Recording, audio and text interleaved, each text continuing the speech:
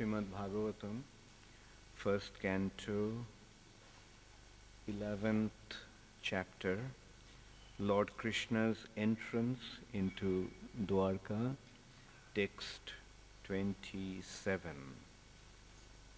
Sita-ātapatra, white umbrella, vyajanaiḥ, with a cāmara fan, upaskṛtaḥ, being served by prasūna, flowers, varṣaiḥ, by the showers, abhivarṣitaḥ, thus being covered, pathi, on the road, piśaṅga-vāsā, by the yellow garments, vana-mālayā, by the flower garlands, babhau, thus it became, ghanaḥ, cloud, yathā, as if, arka, the sun, uḍupa, the moon, cāpa, the rainbow, vaidyutaiḥ, by the lightning. As the Lord passed along the public road of Dvārakā, his head was protected from the sunshine by a white umbrella. White feather fans moved in semicircles, and showers of flowers fell upon the roads. His yellow garments and garlands of flowers made it appear as if a dark cloud was surrounded simultaneously by sun, moon, lightning, and rainbow. Please repeat after me. As the Lord passed along the public road of Dvārakā, his head was protected from the sunshine by a white umbrella. White feathered fans moved in semicircles, and showers of flowers fell upon the road. His yellow garments and garlands of flowers made it appear as if a dark cloud were surrounded simultaneously by sun, moon, lightning, and rainbows.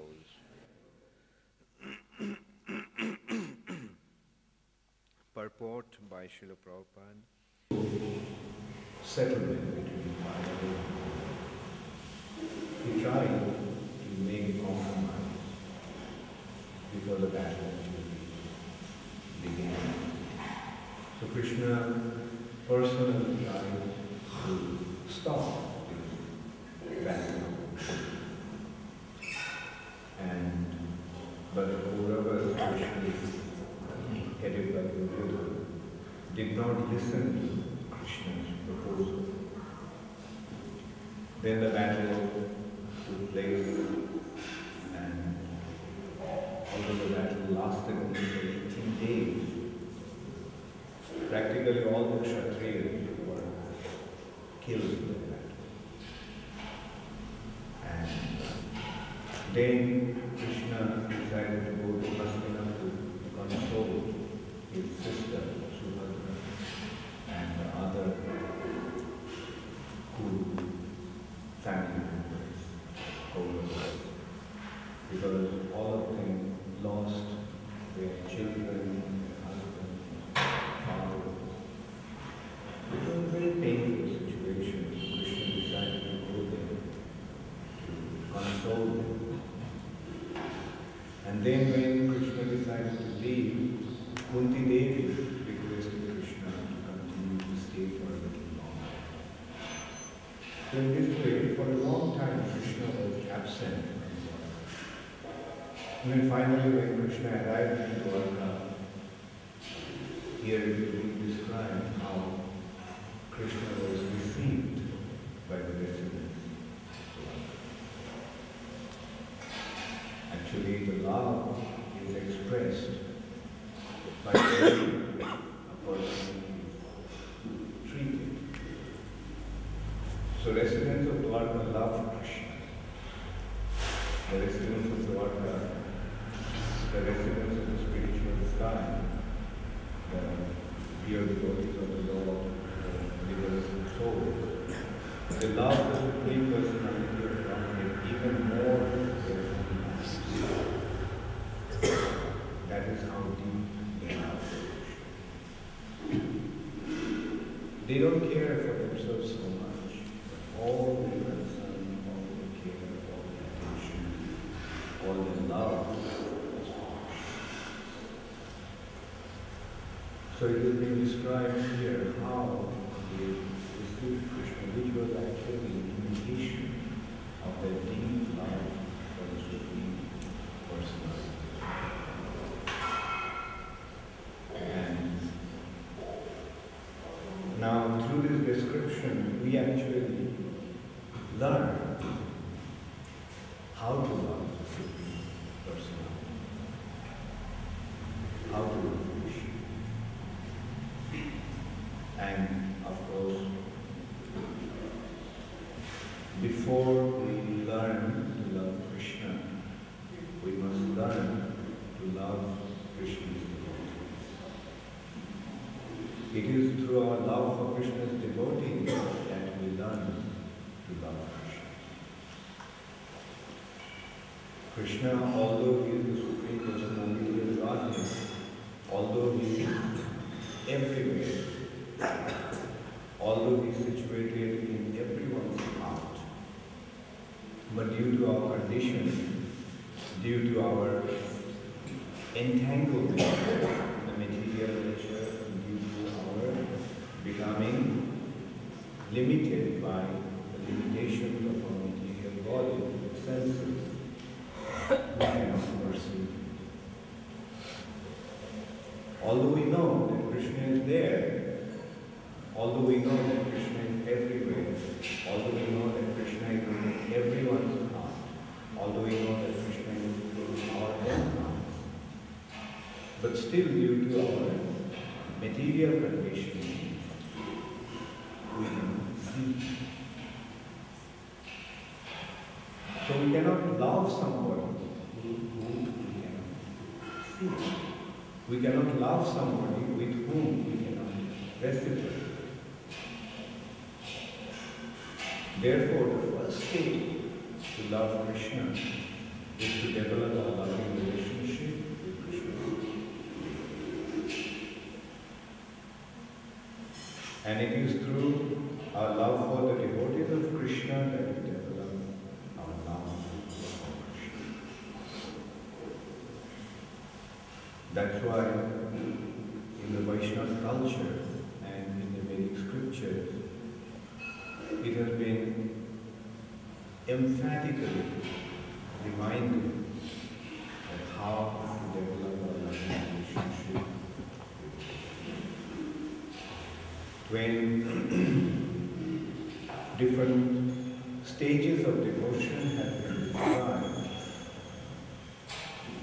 it has been pointed out that those who accept Krishna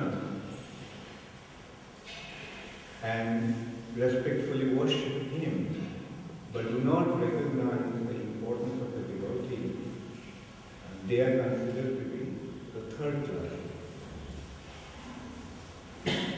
Archayameva harai Ujjain shraddhaya nata bhakteshu chaneshu satātapatra.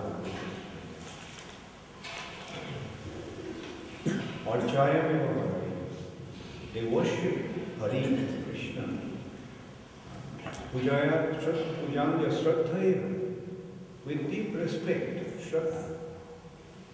They are worshipping the Supreme Personality of God with deep respect. But not on bhakteshu,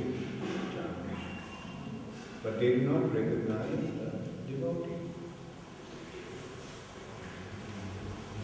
Sa-bhakta-prakṛta. He is considered to be a materialistic prakṛta. Prakrita-vāsā is the neophyte. He is a devotee. He has accepted Krishna and has become his devotee. But he is considered to be a neophyte devotee, a third class devotee. Because although he recognizes Krishna, he doesn't recognize Krishna's devotee. But then, who is a second class devotee? Ishvare-tādadhineshu pāliseshu visatsya premo maitri kripa upekha jakarati Swami. Ishvare means to the Supreme Personality of God. Tad-adhineshu. Tad-adhineshu means to the devotee. Balisheshu means to the innocent. And visatsya, those who are averse, those who are viddeshi, those who are offensive, enemy. So today, yes, to the Supreme Personality, he has got prema, love for Krishna. To the devotees, he has maitri, prema, maitri. To the innocent people, those who do not know Krishna, Jai.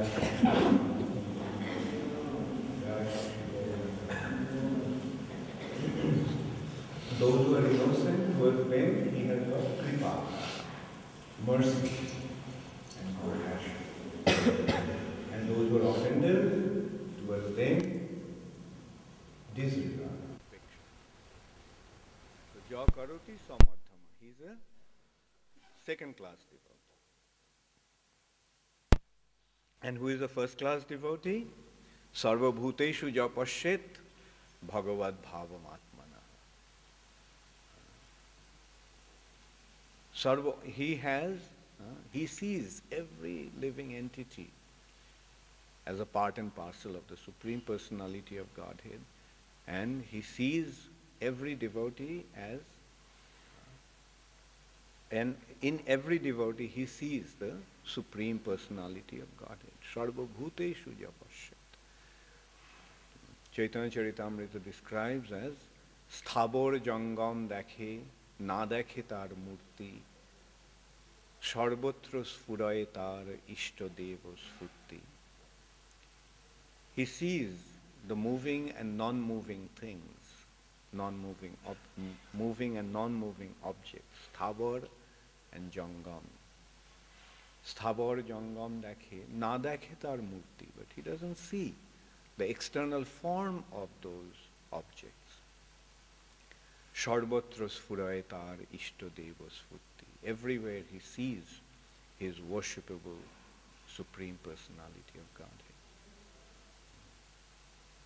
Of course, these situations cannot be imitated.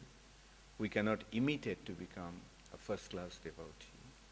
It will happen naturally if we practice the process properly. But at least we should try to come to the second-class platform. We should try to transcend the first-class platform and come to the second-class platform. Prabhupada pointed out that ISKCON is actually meant for second-class devotees. In order to preach, the purpose of ISKCON is to preach. And in order to preach, we have to learn to discriminate. In order to preach, we have to recognize the greatness of the devotees and the importance of spreading Krishna consciousness. Importance of giving Krishna consciousness to those who do not have Krishna, those who do not know Krishna. That is the second-class platform. And upeksha to the upeksha to the offenders. Those who are offensive to Krishna, we do not tolerate them. We do not want to have anything to do with them. We just stay away from them. That is a preacher. A preacher knows Krishna. He recognizes the importance of the association of senior devotees, and he knows the importance of spreading Krishna consciousness by giving it out to those who are innocent, who do not know Krishna, but who are, when they are properly educated, when they are properly informed, they will become a devotee of Krishna. And he stays away from the offensive people. So in order to preach, we must learn to discriminate. Discriminate means we must place ourselves at the feet of the exalted devotees, senior devotees, and we must be willing to give Krishna consciousness to those who are suffering in the material nature due to their ignorance of Krishna consciousness.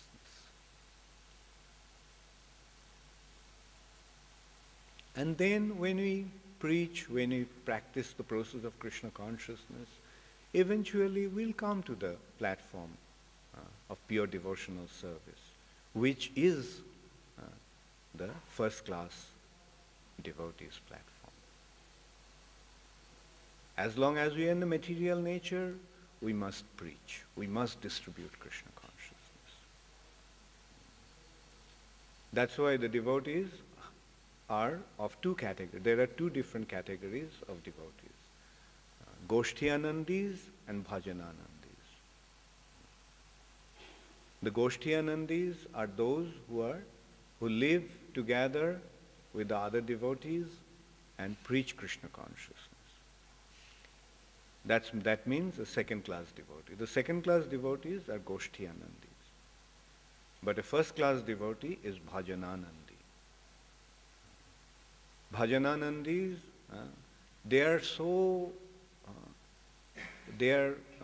much removed from all material consciousness because of their perfect situation in pure spiritual platform, that they are constantly absorbed in associating with Krishna. Although they are in the material nature, they are actually in the spiritual sky.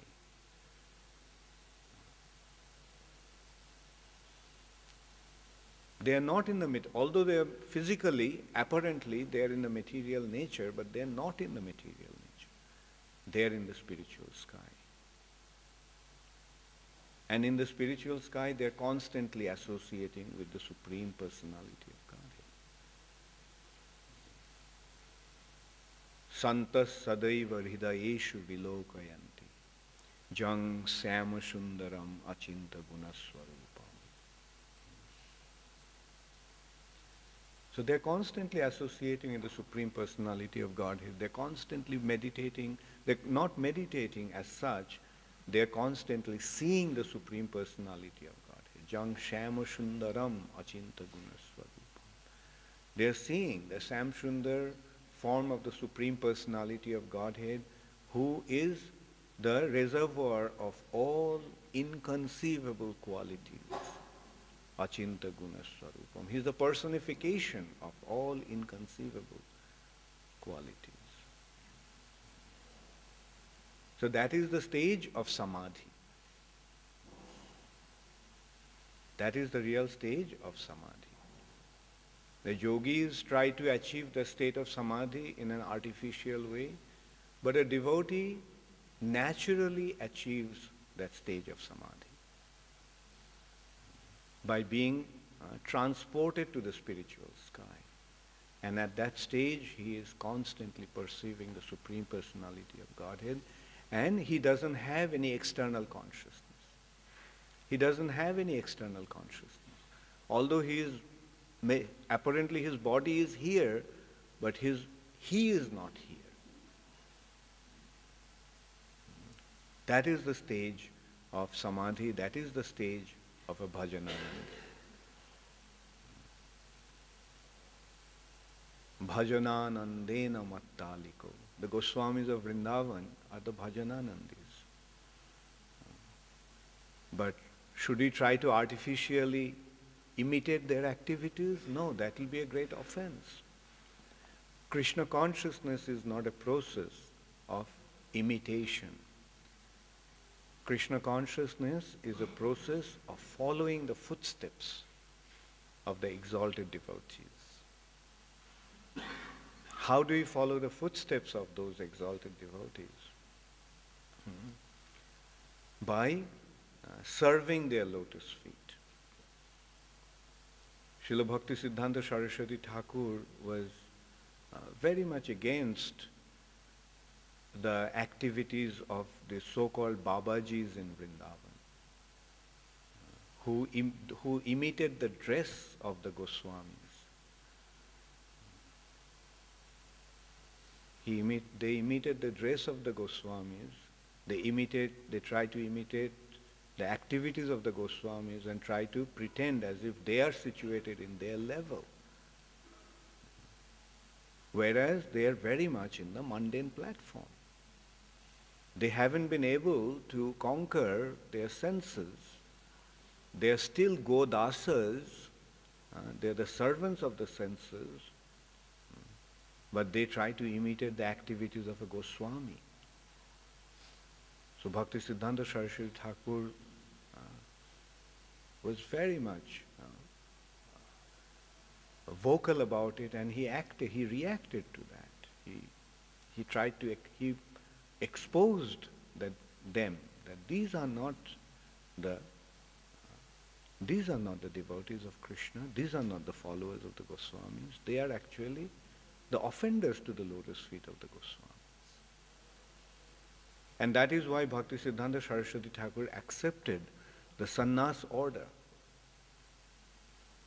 He accepted the sannyas order of wearing saffron robe, and he was criticized by these Goswamis that Chaitanya Mahaprabhu's line, no one accepts this sannyas order, wearing saffron. But Bhakti Siddhanta Saraswati Thakur pointed out that the white that the Goswamis wore is actually the color of transcendence. The color of the spiritual sky. Suddha Sattva is white. Sattam Vishuddham Bosudeva Shabditam. The pure goodness, the mode of pure goodness, the spiritual goodness, the mode in the spiritual sky is Vasudev, and the color of that is white. But in the material platform, the color of material goodness is saffron. The color of goodness is saffron, color of passion is red, and color of ignorance is black.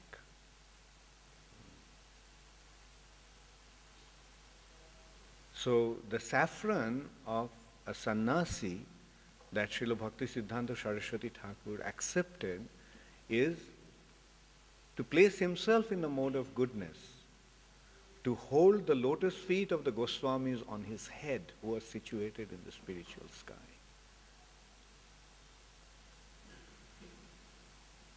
And that is why Bhakti Siddhanta Saraswati Thakur was so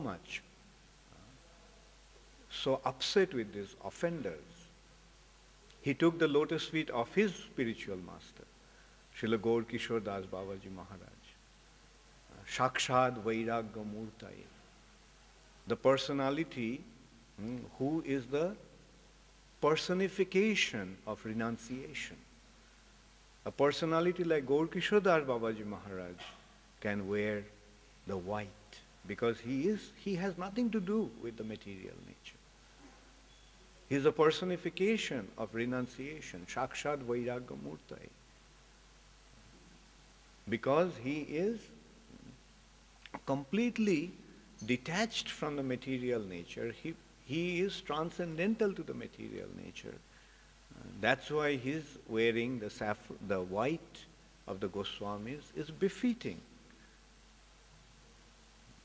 Rupa Goswami, Sanatana Goswami, Raghunath Das Goswami, Raghunath Bhatta Goswami, Krishnadas Kaviraj Goswami. Yes, those who are, they are situated in the transcendental platform, and for them to wear the white of the Goswami is perfectly all right. But those who haven't been able to conquer their senses, conquer the urges of their senses, they should not pretend to wear the activities and the dress of the Goswamis.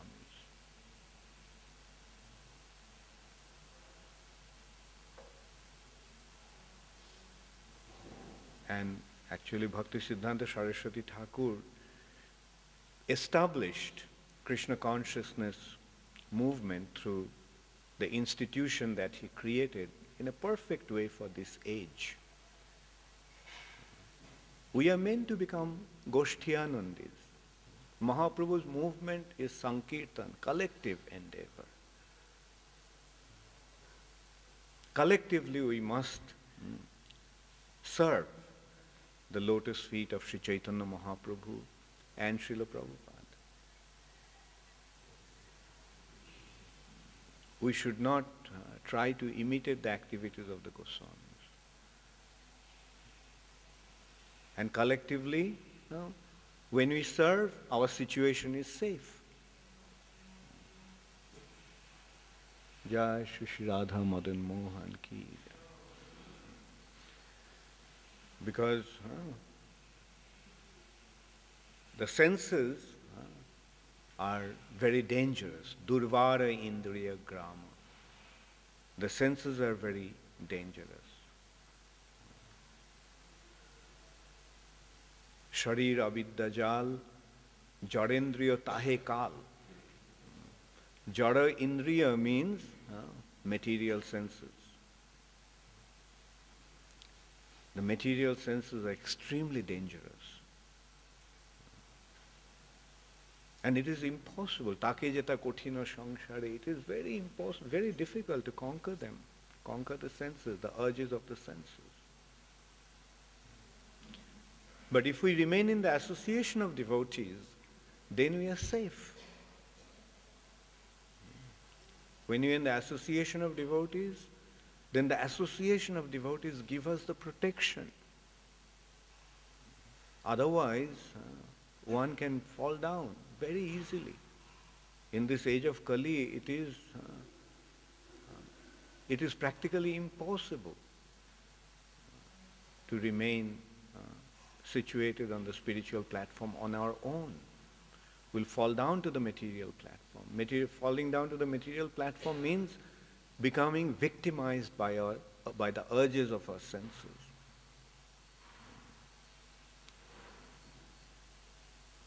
Like we have these four principles. We have these four principles that we don't eat meat, no non-vegetarian food, no intoxication, no illicit sex, no gambling. When we are in the association of devotees, following the principles is not at all difficult. But if we are not in the association of devotees, it will be impossible to follow these principles. We have seen that many very serious devotees, exalted devotees, advanced devotees, when they give up the association of devotees, when they go away from the association of devotees, gradually they fall down. They may not fall down immediately, but slowly fall down.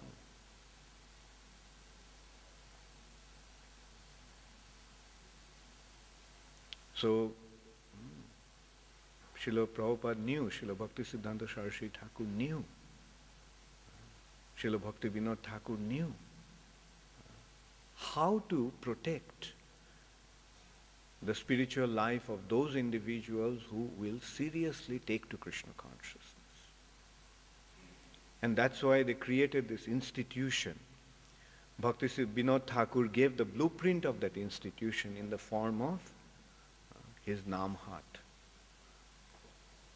Then Srila Bhakti Siddhanta Saraswati Thakur created the Gauriya Math.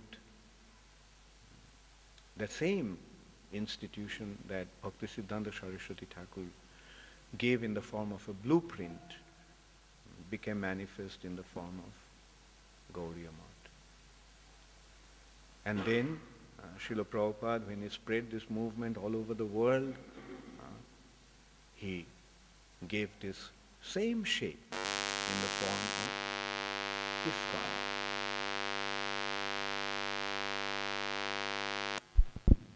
And that way in spirit there is no difference between Bhakti Vinod Thakur's Namhat, Srila Bhakti Siddhanta Saraswati Thakur's Gauriya Math, and Srila Prabhupada's ISKCON.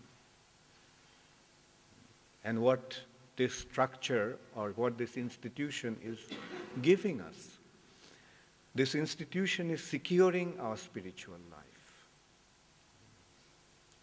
Especially for brahmacharis and sannyasis, this society is giving the protection. The householders are safe. Householders are safe because they are secured in a fort, Durga. Inside a fort, because of their situation, they are relatively they are in a safer situation.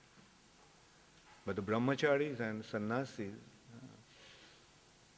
they need a very special kind of arrangement to maintain their spiritual life, especially in this age of Kali. Unless we have the institution, we wouldn't be able to maintain our spiritual standard. Previously one day I mentioned about one very wonderful sannyasi godbrother of ours, who was very exalted, very strict, very exemplary. But unfortunately he drifted away from the association of devotees. And then gradually he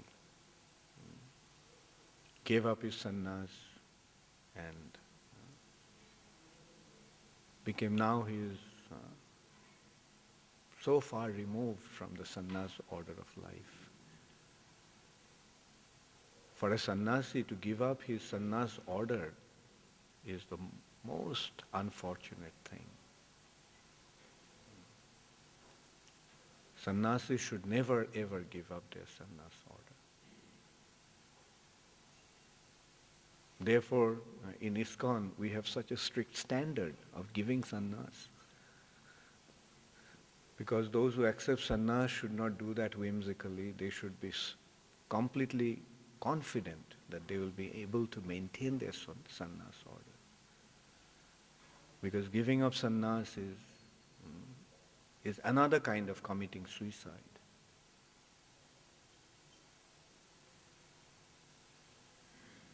Anyway, so Srila Prabhupada took the risk giving young individuals sannyas.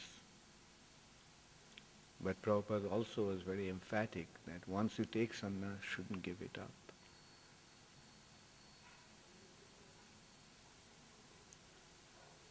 And to protect our spiritual life, Srila Prabhupada created this International Society for Krishna Consciousness. So if we remain in ISKCON, our spiritual life is safe. If we go away from ISKCON, our spiritual life will be doomed. So we should be very, very careful about that. ISKCON means association of devotees.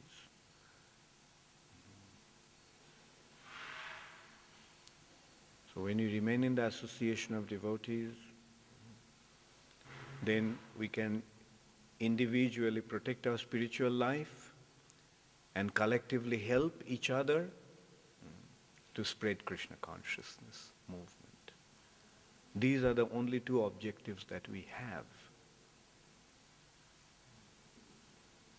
Our main objective, our only goal now as members of ISKCON is simply that.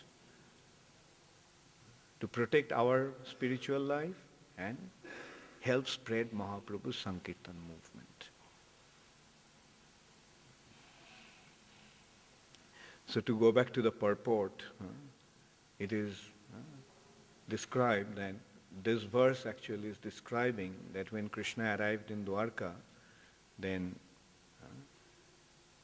the way Krishna was greeted, it appeared that Krishna has been compared here to a monsoon cloud.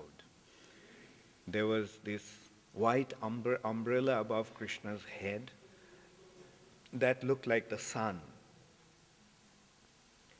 The cāmaras that they were swinging, fanning Krishna, appeared like a moon.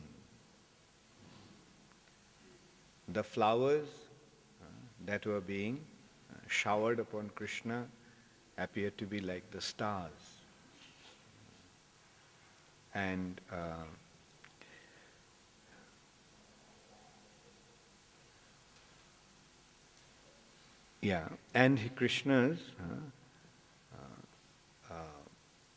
Krishna's yellow garment appeared to be like the lightning. Now Prabhupada in the purport is pointing out that these are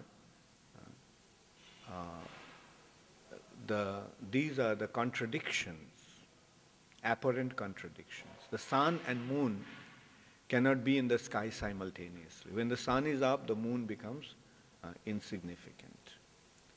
And lightning and rainbow,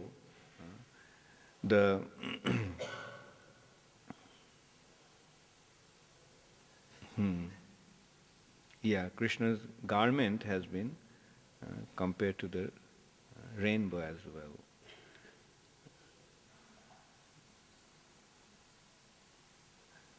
So, lightning and rainbow cannot be there in the sky simultaneously. When does the lightning come? Before the shower. And when does the rainbow come? After the shower. So these are apparently contradictory things. But Prabhupada is pointing out that Krishna, being the Supreme Personality of Godhead, possesses inconceivable potency. And it is due to the inconceivable potency of the Supreme Personality of Godhead, yes, this analogy is appropriate. The analogies are examples. So, but at the same time, the examples, according to the Sanskrit grammar, the examples should not, or rather, examples should be befitting. Examples should not contradict each other. But here, apparently, these examples are contradicting. Like if somebody says that if somebody writes a poetry, say for example, and in the poetry there is a description how the sun is in the sky and the moon was radiating its light, no one will accept it. So that is contradictory. Sun and moon cannot be there simultaneously. In regular poetry, if somebody, generally in poetry, these alankars, the ornamentations are there in the form of analogy. Like the moon-like face, these are the analogies. The face is beautiful. The face doesn't look like moon, but the moon is beautiful and the beauty of the face is is exemplified in the form of comparison with the moon. Beautiful as a moon. Or cool as a cucumber. There are such expressions. And fresh as a daisy. These are the analogies. Fresh as a daisy, cool as a cucumber, hot as, angry as fire, fast as the wind.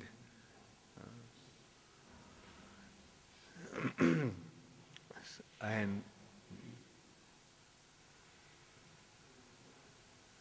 so generally analogies are given in appropriate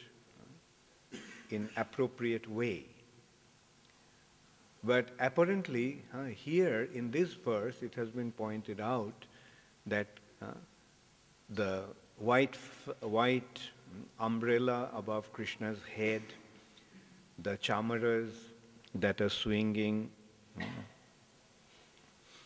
and white feathered fans, semicircles, showers of flowers fell upon the road. His yellow garment and garlands of flowers made it appear as if a dark cloud, Krishna has been compared to a dark cloud, and was surrounded simultaneously by sun, moon, lightning and rainbows. So Prabhupada in the purport has pointed out that actually these analogies are not befitting because they are contradictory. But in case of Krishna, these contradictory analogies are perfectly harmonized because Krishna, being the Supreme Personality of Godhead, possesses inconceivable potency. And due to his inconceivable potency, he can make impossible possible. And that is why Krishna is the Supreme Personality of Godhead. For Krishna, nothing is impossible. For Krishna, everything is possible. Krishna can make an ant hold the universe. Krishna can make huge planets float in the space. So if Krishna can do that, Krishna can make both sun and moon come up in the sky simultaneously. So that is how devotee first of all has to understand Krishna's inconceivable abilities. Krishna can do anything. For Krishna, nothing is impossible. Sometimes, actually the other day, somebody was asking me that sometimes people don't believe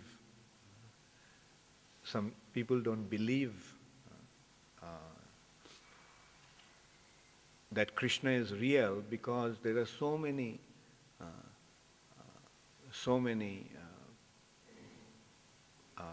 unbelievable things related to him. Like in one hand we are saying, and he actually gave the example, that the battle of Kurukshetra, in the battle of Kurukshetra, how could Krishna speak Bhagavad Gita? Like speaking Bhagavad Gita took how long? If we consider 700 verse, to speak 700 verses, would at least take, even if we take one verse takes 10 seconds, so 700 verses means almost 120 minutes, about 2 hours. So how could Krishna speak Bhagavad Gita in the battlefield of Kurukshetra? The conch was already blown, which means the war already started. When they blew the conch shell, that meant that the war already started. Everyone blew conch shell. Not only that, that Bhishma blew the conch shell. Bhishma was the first one to blow the conch shell. Tatsya sanjanayan harsham kuru briddha pitamaha. Kuru briddha, the grandsire Bhishma, blew his conch shell in order to enliven Duryodhana. And then everyone started to blow. Krishna blew his Panchajannam Dhananjaya, Rishikesha, what is Arjun's? Devadatta Dhananjaya. And in this way, different soldiers actually blew their conch shell, which meant the war already began. This blowing conch shell meant is something like in a race. What happens? You blow the whistle, or you fire the gun, and then everyone starts to run. Right? It was something like that. The conch shell was blown. So that means war already started. But then Krishna actually started to tell. Arjun questioned, Krishna answered. It's a long time. It took a long time. So what is the answer? He's saying that, it's impossible, that how can such a long discourse could take place in the battle of Kurukshetra when the war already began. Anyway, my answer to him was that the unfortunate thing about those people is that they do not understand that Krishna is the Supreme Personality of Godhead. And Krishna can make anything happen. Krishna can, if Krishna wants, he can shrink 2 hours in 1 second. If Krishna is the Supreme Personality of Godhead, he can either do that, he is the controller of time, he can make 2 hours shrink into 1 second. Or if we can't accept that, then we can say that Krishna hypnotized everyone. They went into a sleep for 2 hours when Krishna told Bhagavad Gita, and after he completed Bhagavad Gita, they all woke up. Krishna can do that. So in this way, Krishna can make it happen with his inconceivable potency. And I told him one story. Actually, this question was asked by Mr. Babulal Gaur, the ex-chief minister of Madhya Pradesh. I went to meet him the other day. And he had a long discussion this way. And so I gave one example that once a very old man from South India decided to go to Badrinath. Now all the way from South India to Badrinath is a long journey. And he, after a great endeavor, lot of difficulties, finally he arrived Badrinath. But unfortunately, when he arrived Badrinath, it took him so long to reach there that it was a time for Badrinarayan to go down to Joshimath. During the winter time, Badrinarayan, the Lord, goes down because Badrinath becomes completely covered with ice. And there is nothing at that time. Everything freezes there. So, and that man was very heartbroken. He came all the way to see the Lord in Badrinath, and now the Lord is just leaving. And he knew that he will never have an opportunity to come to Badrinath again. So he felt so bad, he decided that I won't leave this place, I'll just stay here. Because I came all the way to have the darshan of the Lord and I couldn't get the darshan, so what's the use of going down? So I'll just stay here. So when the people, those who were leaving, they saw him, they said, hey, come, let's go down. And he said, no, I won't go down, I'll just stay here. So they tried to persuade him. They said, look, soon the place will become covered with snow and ice, and then the wolves will come and they'll eat you up. The hungry wolves all will eat you up. And you won't have any food to eat here.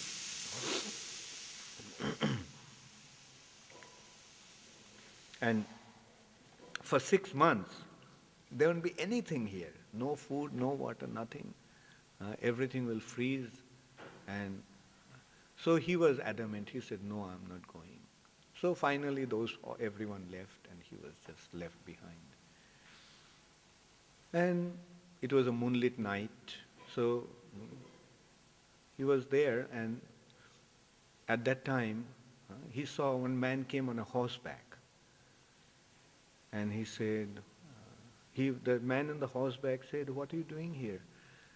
And he told him what happened, and he said, "Look, I also lost my way, and so it's night, so I thought I'll just stop here." And he said, "By the way, do you know how to play dice?" He said, "Yes, I know play how to dice." So he said, "Let's pass some time by playing dice. Let's pass the night playing dice." So throughout the night, they played dice. And in the morning, they heard the sound of kirtan and sound of different musical instruments, and they heard the sound of people speaking and chanting. And then soon they saw that all these people, those who went down with Badrinath, came back. And so when they came back, they saw him and they were surprised. They say, "Hey, you are still here." And he asked, "What happened? I thought you were gone for 6 months. You just came back." So then they found out, this man found out that 6 months actually went by. To him, what appeared to be just one night, it was actually 6 months. And after 6 months, Badrinath came back to Badrinath. So then he started to look for that person who came on a horseback, and he couldn't find him. So then he realized who that person was. So this is an example how the Lord can shrink 6 months into one night. So if he can shrink 6 months into one night, can he shrink 2 hours into 1 second? So this is the inconceivable potency of the Lord. So as a devotee, we should never ever doubt anything that has been spoken about the Lord, no matter how impossible it may appear to be. He lies in the causal ocean, and as he breathes, the bubbles that are created, each bubble is an universe. Is it possible? Yes. For him, everything is possible. He glances towards Maya, towards Mahamaya, and the whole creation becomes manifest. Is it possible? Yes, it's possible. You know the story of that cobbler and Narad Muni? When Narad Muni told the cobbler, a simple illiterate cobbler, that what Lord was doing in Vaikuntha, he was passing the camels through the eye of a needle, or elephants through the eye of a needle. Eye of a needle is very small, and the elephant is so big. What was the Lord doing? He was passing the elephants through the eyes of a needle. And he started to dance in ecstasy. Oh, how wonderful the Lord is. So Narad Muni asked, did you accept that he was passing the elephants to the eye of a needle? And don't you think that it is impossible? He said, why should it be impossible for the Lord? If he can he picked up a small little seed, a tamarind seed. And he said that if the Lord can put this huge tamarind tree inside this seed, why can't he pass an elephant through the eye of a needle? If he can put a huge tree inside a small little seed, this is the why can't he pass an elephant through the eye of a needle? So these are the inconceivable, these are the examples of the inconceivable potency of the Lord. So when it comes to the Supreme Personality of Godhead, we have to understand that we are dealing with the achinta, inconceivable. Chinta means thought, function of the mind. And achinta means beyond our mental perception. With our mind, we cannot grasp the ability of the Lord. Anything is possible for Him.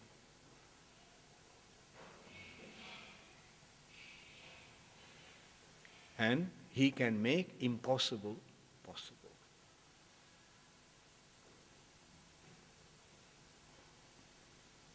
And that is the foundation of devotion. He can do anything. Krishna can do anything.